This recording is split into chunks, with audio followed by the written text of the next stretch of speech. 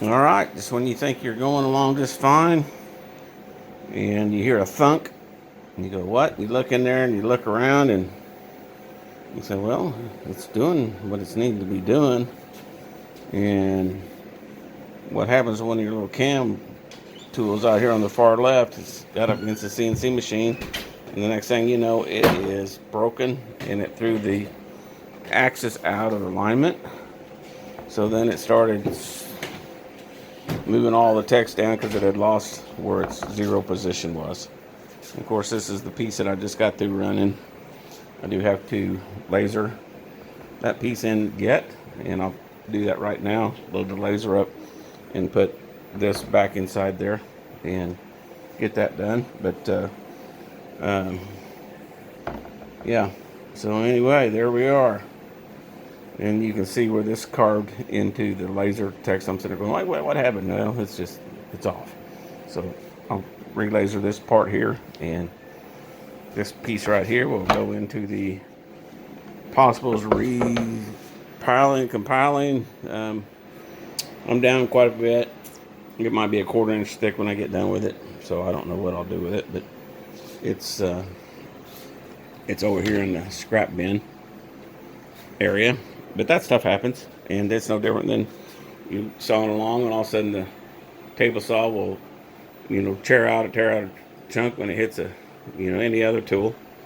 It goes along until it hits a knot, or there's a split, or whatever, and things happen when you're running machinery. So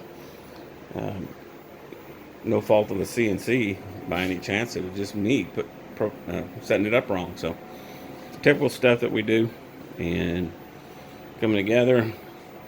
Got the last couple coats on the cabinet doors, so we're going to get all that put back together today. Concrete got poured last night or yesterday afternoon, and we started stripping the forms. This is a little bit too green to get the inner forms out, but anyway, so let's get the laser in this piece right here, and away we'll go. All right, so far so good. I had it drill the 2 holes in the corners on the bottom plate, and then go in and start working on the box joints for the outside of them. Everything's re-zeroed, so hopefully everything's cool, and we'll see here in a little bit. That's always the first time you cut these, you're not sure about all your depth and everything. 1/8 of an inch, 1/16 of an inch can make a lot of difference. First time I cut these, they weren't going all the way through on this very right-hand corner, and so I just basically did a cut down. My spool board's flat, but the wood, the oak, has got some little warpings in it. So if you look at it, some multiple pieces. If you look at it, it's got a little up and down movement in it, not much, but like that piece over there on there, it's got a little warp in it. So it wasn't cutting through it. So I just told it to go down through there and cut a little bit deeper. And I also put pin nails in the middle of the stars and the moon, and then in the letters, so that you can't see them. I mean, when I pull them out, you'll have to really look for them. But I left the face of the box without a pin in it. So whenever you're sanding it and filling it, you don't really see the pins. You really have to get real particular about that. But in this case, it doesn't hurt to put the pins wherever I want to put them. So, but it's going around there and getting her done, and looks like it's coming out. If you don't, that bit will pull them out of there, and then it'll cut the ears off your box. So it's got to be pinned. And I put 3 in each one of them, and 2 doesn't hold it enough. 3 does real well. I put like a 1 inch, 6/2 inch board, and I put a 1 inch pin in it. So it's going around. I also put some longer screws in my cams on both sides, and 1 in the front, 1 in the back, and just put, they're about 1.5 inch long screw, because after I pulled them boards out of there 5, 6 times, well, more than that, 12, 14 times, starting to get a little bit loose after all them times, so I basically just put them in there, and it locks it in even tighter. So there you go. While that's doing its thing, this of course is the output of it, and They came out really nice. You know, it's basically just a little bit of sanding on it, and it's gonna be in really good shape. That's oak, and the rest of my parts, and I'll stack them up across here and get all my parts out. Then I'll go to assembling them. So, coming together really nice. All right, that all came out just perfect. The pieces are still locked in there. This outer piece will pop right up. The inner piece will have the 3 pin nails in it. So I'm going to get them pulled out and see how the box fits before I cut the rest of them. All right, I just put the screwdriver in the corner and pried this up. This is the extra, and I have made these tighter, but then you start losing the integrity of your jig if you make them too small. Yeah, I'm wasting a little bit of lumber there, but you know, hey, if I wanted to, I can recycle that into dowels, make me some dowels out of that, which I probably will. I'll cut those edges off, so I don't really waste a whole lot of material whenever you start looking at that. And anyway, the rest of the pins are keeping it all in shape. Let me pry them up, pull the pins, and put them over there and have a look at them. All right, each one of these have a 3 pin nails in them, sticking down in them. And I'll pull them out from the back side and get them out of there. And piece right here. Also, like I said, I put them in where the stars are, so you can't really see them up in the letters. And I'll pull them on the back side and get them done. Let me get that done real quick. All right, I probably had close to about 60, maybe 75% success rate of getting them to pull out. Some of them I didn't, like there's one in that star right there. And, you know, but basically I'll just sand them off real quick and they'll be good to go. And, you know, so it works. If you were really concerned about it, you could use tape. But, you know, I'm not really that concerned about it, as these are blocks that will be handled by hands, and they will be dropped most likely. So, and I was looking at that one right there. That was the first one I cut out, and you can see the little bit of the onion deal. So I'm going to put that together and see how it goes together. I was stooping over on that table, and I thought, pump it up. And so, you know, pump that thing up about 1.5 feet. And so that just puts it right at my belly, so I'm not leaning over and hunched over on it. And so I'm going to assemble and see how she goes. All right, I used the 3/16 inch blade on there. And that left them pretty good gap. And I'm just wondering, okay, do I really want to do that? If they're a little bit tighter than this, it's better.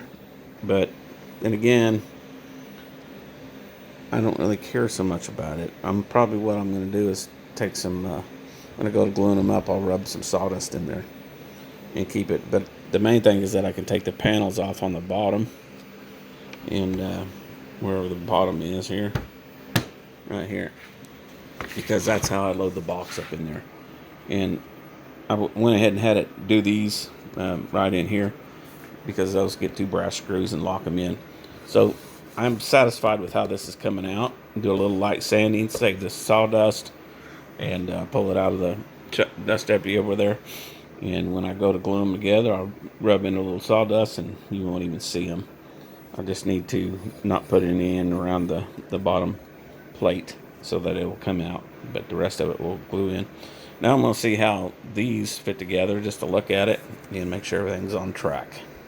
All right, drop the one piece down in there. That's the bottom panel, and there's this bottom spacer that goes in there as well. But anyway, that's all good. So that's a nice, neat fit. This is the top spacer box that goes in here at the top. So that's a nice, neat fit, and that goes on top of the box. So everything's looking like it's gonna just line up just pretty good. I'm gonna have to do a little fine tuning on these little panels and these side cards on there, and get them where they sand in nice and flush. Just need to sand the little fuzzies off of that so that this will fit around it on the inside. everything looks good. So I'm going to go ahead and start milling the rest of them. While we're doing it, I'll start assembling some of these. Alright, configuring the sander for sanding these boxes.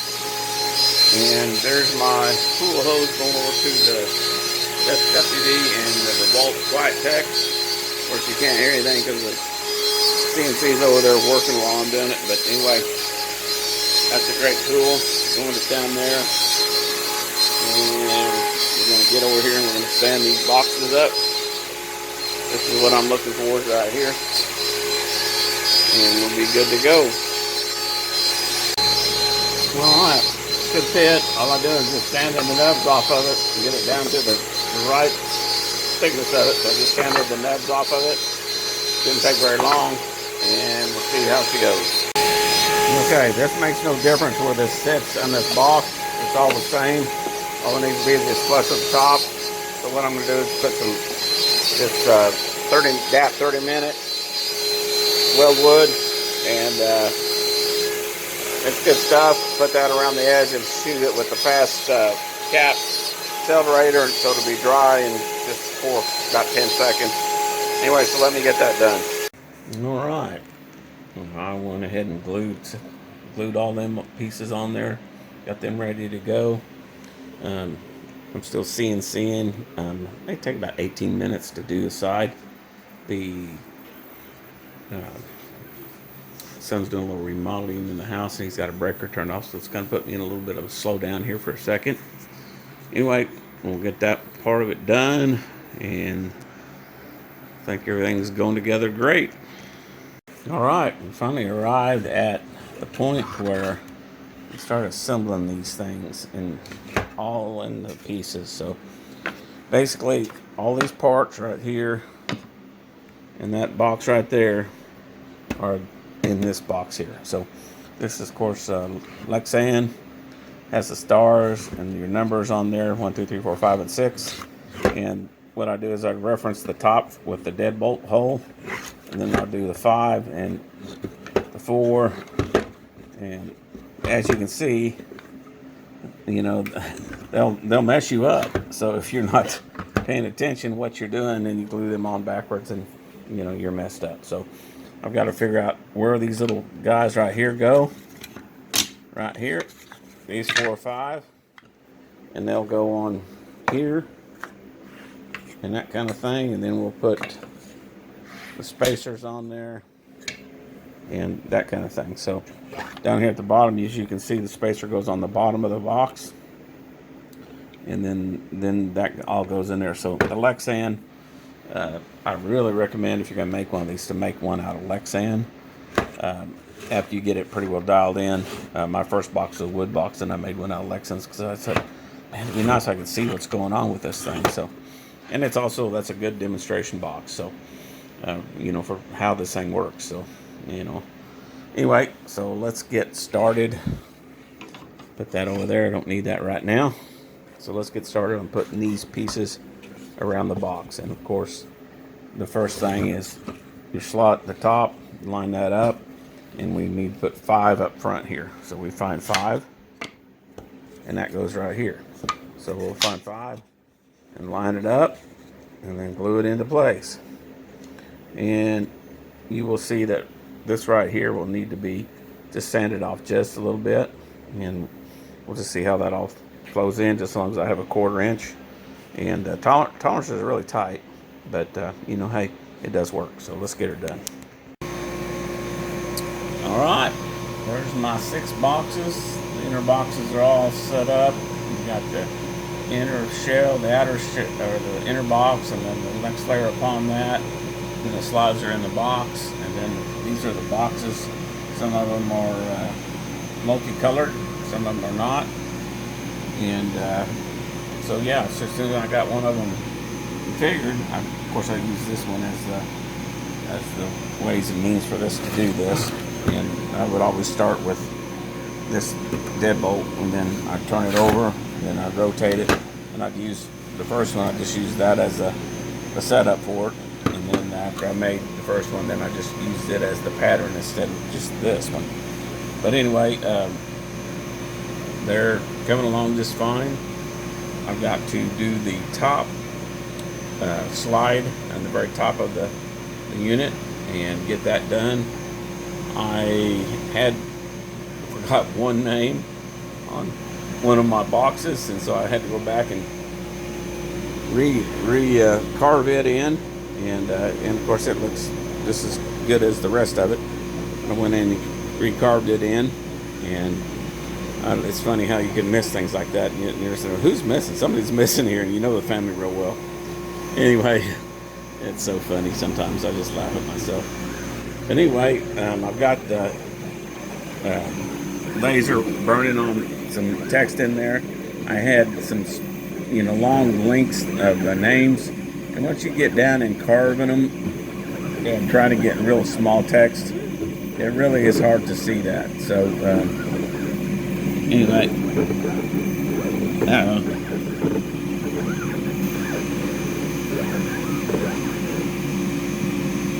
that's going to mess with me, so I need to adjust that up a bit.